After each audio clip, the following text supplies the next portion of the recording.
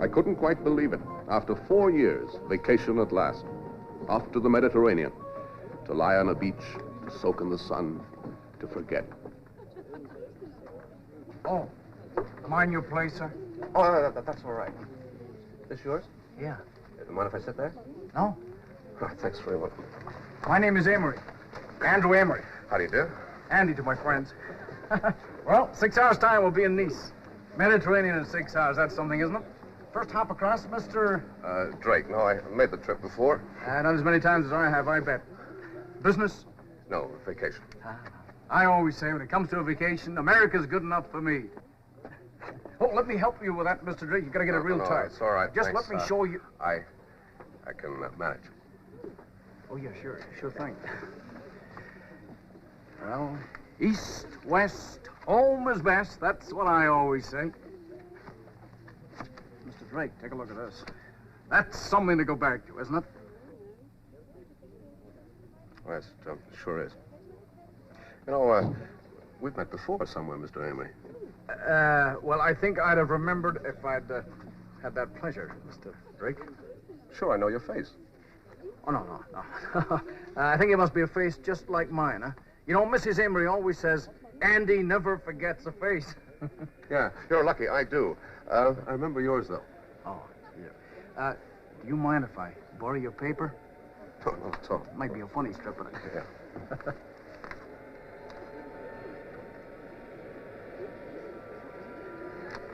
Great. Huh?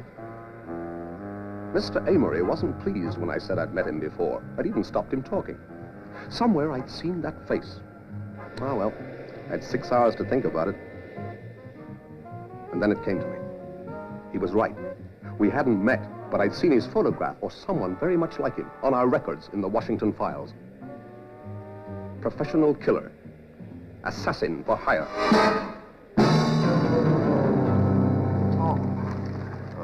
Well, Mr. Amory, are you on vacation, too? No, business, Mr.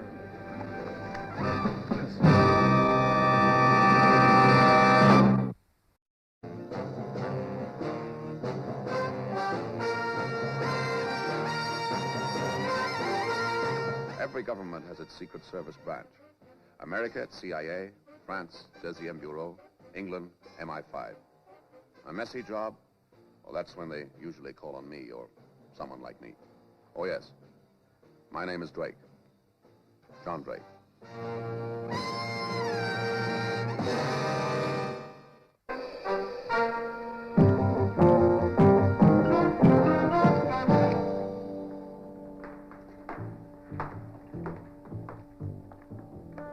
Put it right here, will you? Oh, I'm sorry, son. No small change. See you later, huh? Merci, monsieur.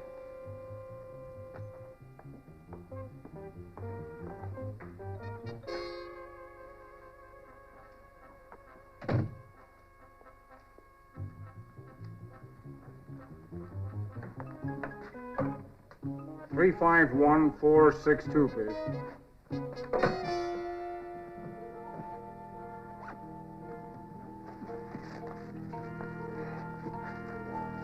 Present for a friend.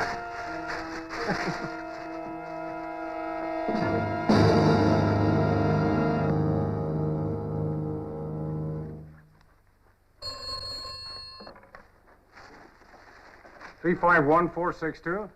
I'd like to speak to George. Or you, George. This is Andy. Yeah, Andy. I just got in.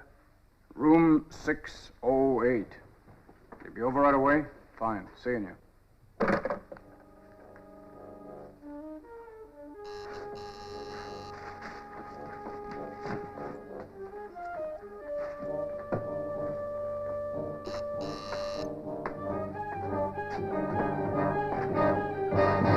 Hiya, Drake. Kind of you to look me up, but I'm busy right now. I'll see you later. Oh, I won't keep you long, Mr. Amory. I think you said you were here on business. Yeah. Yeah, that's so. Well, I have many business associates in the south of France. If I could be of any help to you at all. Oh, well, that's very kind of you, Mr. Drake. But you see, my business is what you might call specialized. So I understand. I don't get you. What don't you get? Well, I mean, what do you know about my... Remember I said that we'd met before? Yeah, I remember. We haven't. That's right. It was your photograph I'd seen on a file in Washington. But the name wasn't Andrew Amory. No? No. The name was Andreas Amari. Andrew Amory is rather similar, isn't it?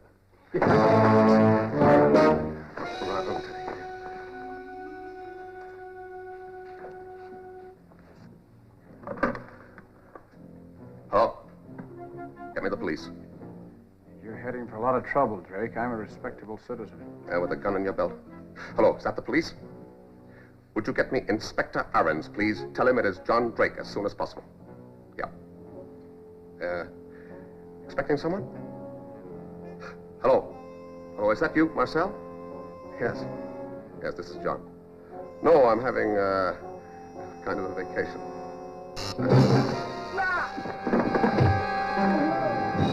Hello, Marcel? Marcel, you do me a favor. Send someone round to room 608, Hotel Miramar. Arrest the man they find there. All right? Thanks. Thanks very much.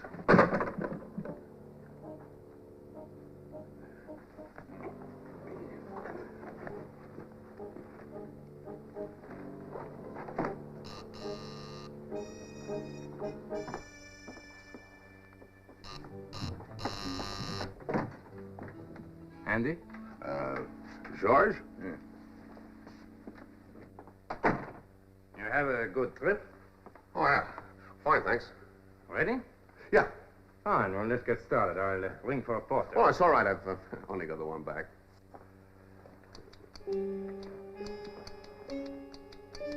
All right, we go? Sure, that's great.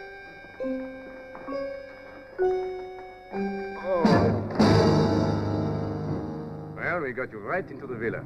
That's great. It was the coach leaving that gave us the opportunity. Sure.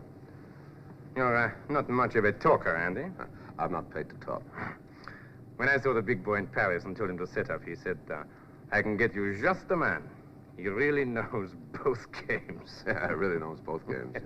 He's got a sense of humor, that fellow. Yeah. And now, Andy, this job you're doing for us, it's got to look like an accident. That's most important. We don't want the police nosing around looking for a murder. Don't give it a thought. I specialize in accidents. My client is paying good money, and he doesn't want any mistakes. Well, don't worry, there aren't going to be any. Oh, it's my client who's nervous. Yeah, they're all nervous, otherwise they wouldn't need me. Don't worry, I'll reassure him. Oh, you're not going to meet him. Why not? I'm the only person who knows who he is, and that's how it's got to be. These are his instructions. Well, it's all the same to me as long as I get paid. He hasn't even told me who the victim is going to be. Why not? Afraid I'll cross him. So long as I know. You are the only one who will know. How? You'll receive a picture, just a picture in a plain envelope, and the person in the picture, that's the one who has the accident. And make it good.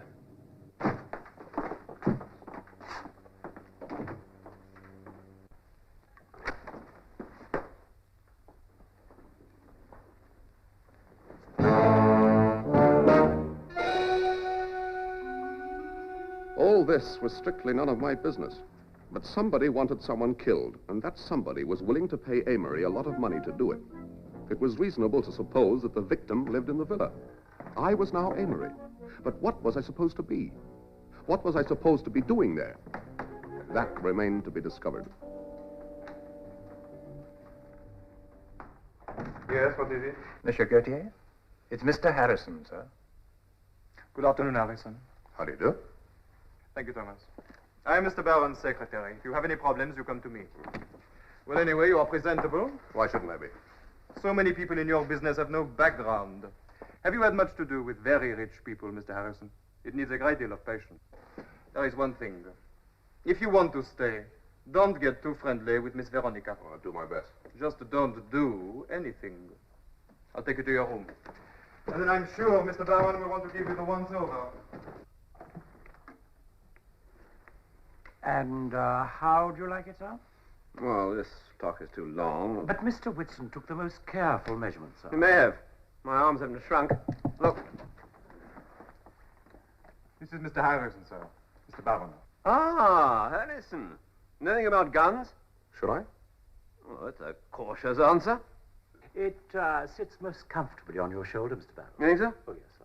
Well, unfortunately, I don't. Kindly have it remade. But, Good afternoon, and thank you. Good afternoon. Thank you, Gautier.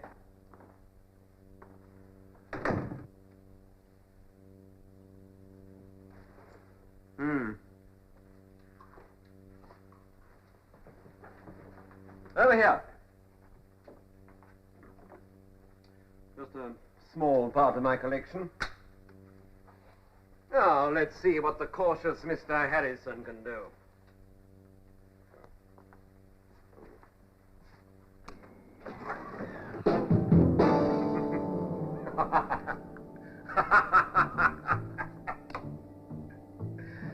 Well, take your pick.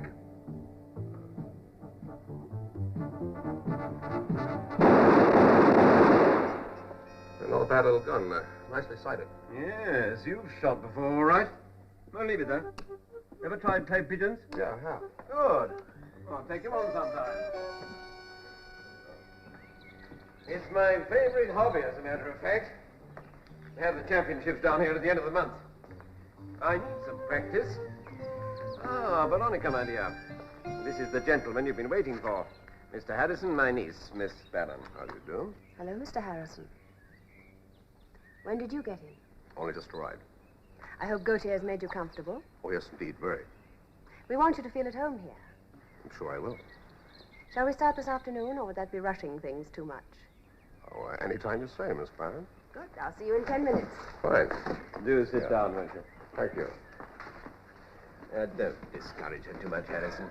She tries hard, but she never really be any good. It keeps her occupied. Thank you.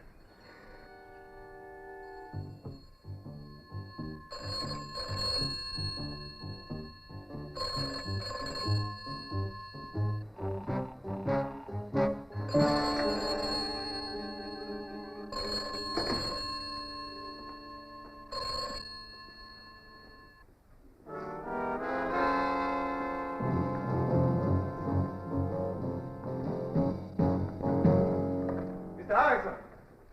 Miss Barron is down already. She is waiting. Thomas! You have no time to telephone now. Thomas, take Miss Harrison down to Miss Veronica.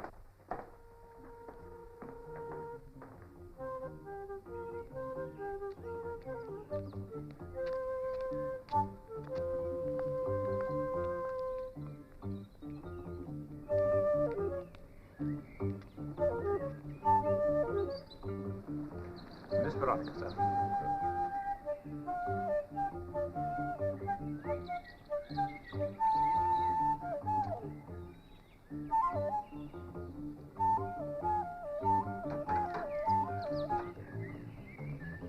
You haven't changed, Mr. Harrison. Look, let's get one thing straight, Miss Barron. You want to improve your game, don't you? Of course. You must understand that I'm not here to knock the ball around with you. All I'll do today is just study your strokes.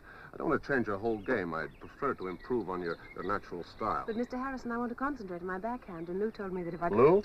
My last coach. Who's that? That's Marcel. He looks after the courts. All right, let's get going, shall we? Marcel, I'd like to study Miss Barron's ground strokes, the forehand first, all right? Monsieur. When you're ready, Miss Barron.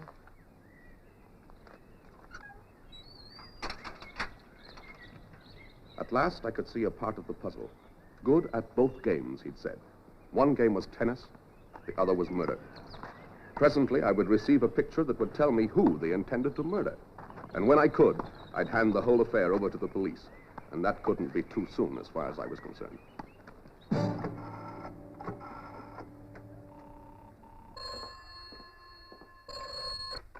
Hello. Yes, this is George. Andy? Oh, what are you doing there? No. You wait there. I'll be right over.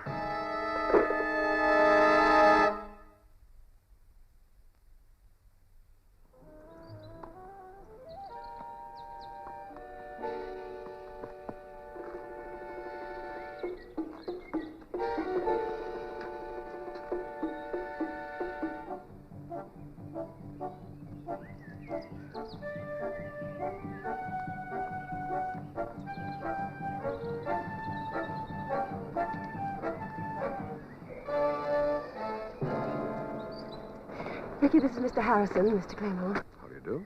Mr. Harrison, I'm afraid we'll have to call it a day. Shall we get together tomorrow morning? Whatever you say, Miss Brown. Mr. Clement. Mr. Clement, you are not welcome here. I thought I'd made that clear. Now, look, Mr. Baron. Kindly get off my property. I won't have you talking to Ricky like that. You go up to the house immediately, Veronica. I'm not one of your employees. You can't just order me around. Can't I? It's all right, Veronica. I'm going now.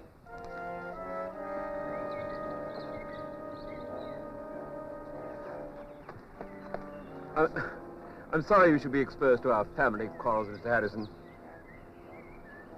But if you happen to see that young man around here again, that should be kind enough to let me know.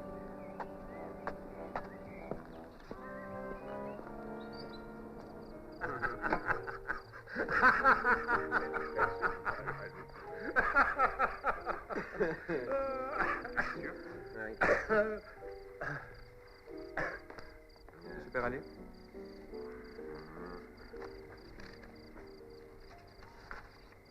Thank you. Where did this come from? It was in the box with the rest of the mail. Thank you. Here's luck, Mr. Harrison. And to you, Mr. Barron. We have some work to do. If you care to join us for dinner, please do. Come along, Eduardo.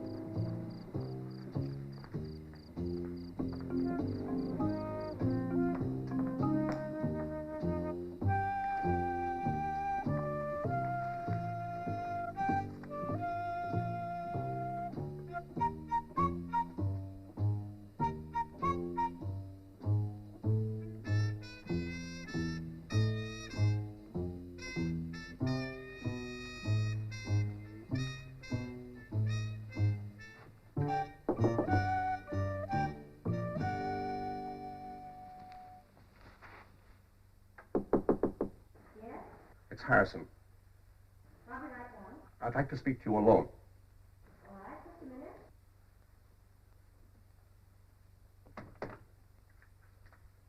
May I come in? Close the door, please.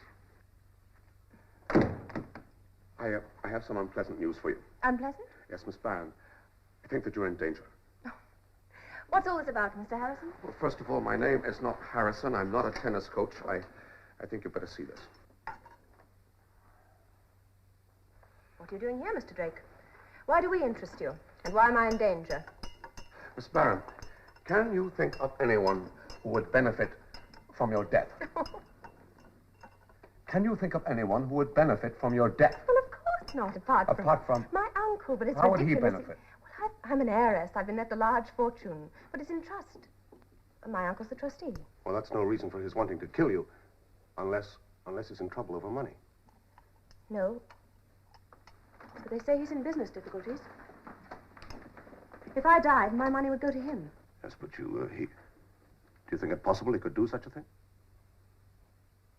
He's a strange man. I've known him almost all my life. I've lived here with him for years, but I've always been afraid of him. I think he... Yes? Mr. Drake, I'm frightened. Do you think we should phone the police? Let's do that.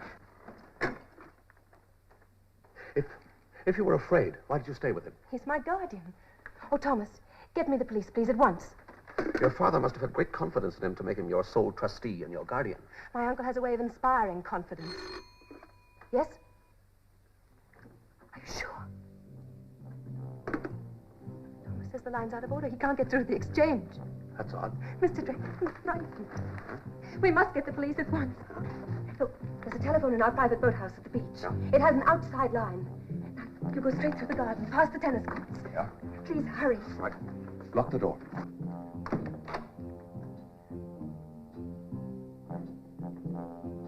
Yes? Pardon me. I'd like to speak to you alone, Mr. Barron. Well, can't you see I'm busy? My business is more important than Mr. Borelli. Really? Yes. And it can't wait. Well, would you Would you excuse us a moment, Eduardo? Of course. Thank you.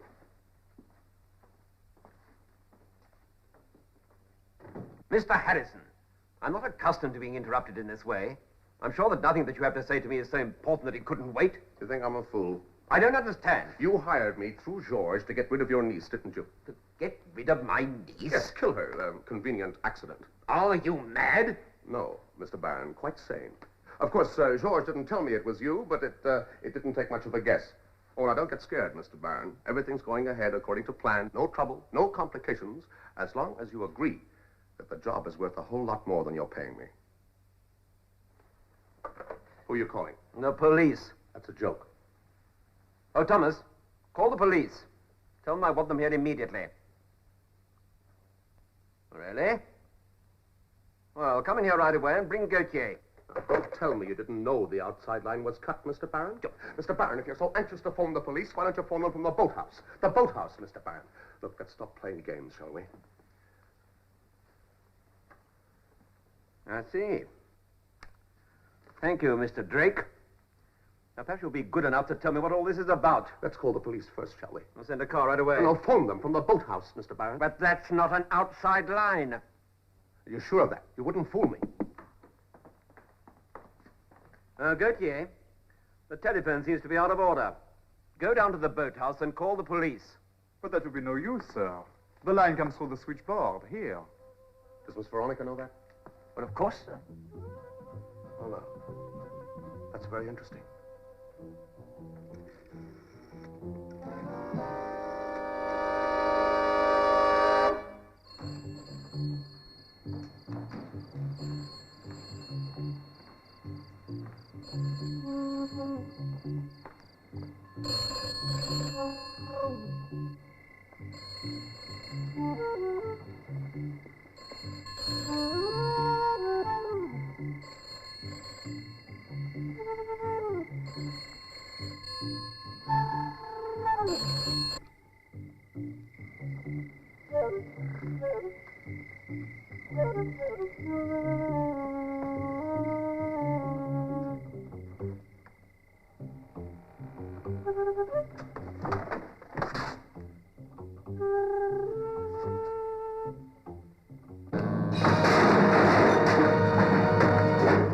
Clever, Mr. Drake.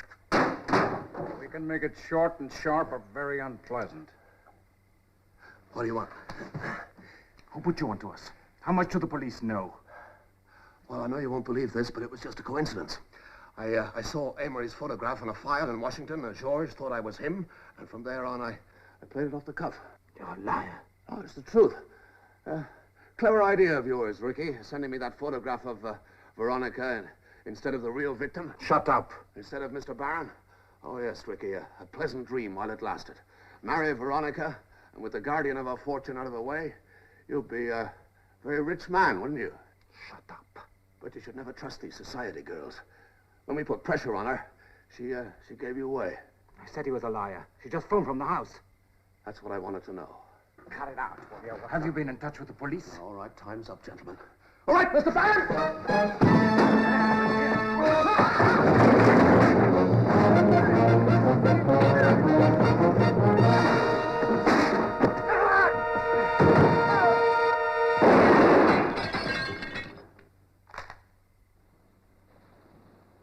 A little late, Mr. Barron. But thanks all the same. Just getting interesting. All right. Come on, boys. Move. Come on, quickly.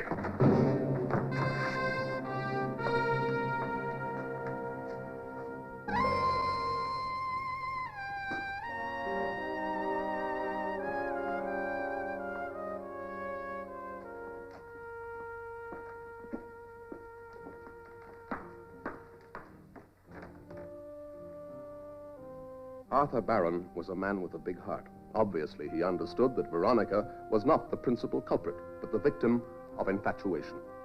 I felt sure that she would be welcome when she eventually returned.